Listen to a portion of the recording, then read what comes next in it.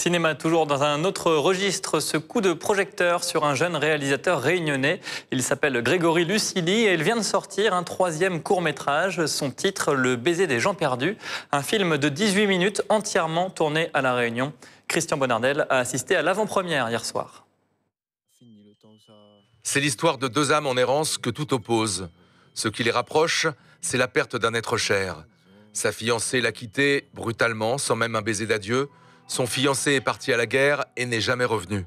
Le baiser des gens perdus, ou comment derrière chaque prostituée se cache une personne ordinaire et où derrière chaque client se cache une grande solitude.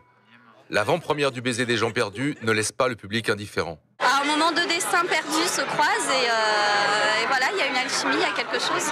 On sent que c'est La Réunion, je pense que c'est par rapport à l'âme des personnages.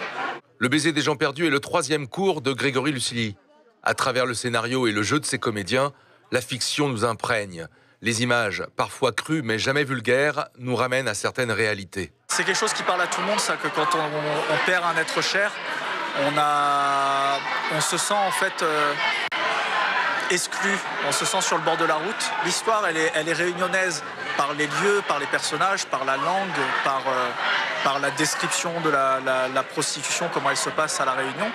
Mais par contre, c'est une histoire qui est profondément universelle. On se plairait à imaginer une autre fin à cette histoire, une envie d'en savoir plus, une envie en tout cas de ne pas quitter si vite ces personnages. Moi, je pense pas qu'il y ait de suite à cette histoire.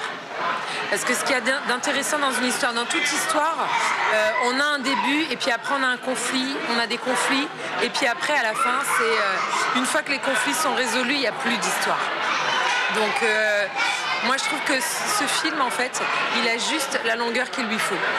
18 minutes c'est parfait, on n'a pas besoin d'avoir ce qui se passe avant ni ce qui se passe après. Ce qui les rapproche, les unit l'espace d'un instant, d'un baiser. Le baiser des gens perdus, un film que Grégory Lucili espère voir concourir prochainement. La Réunion n'a pas à rougir de ses graines de stars.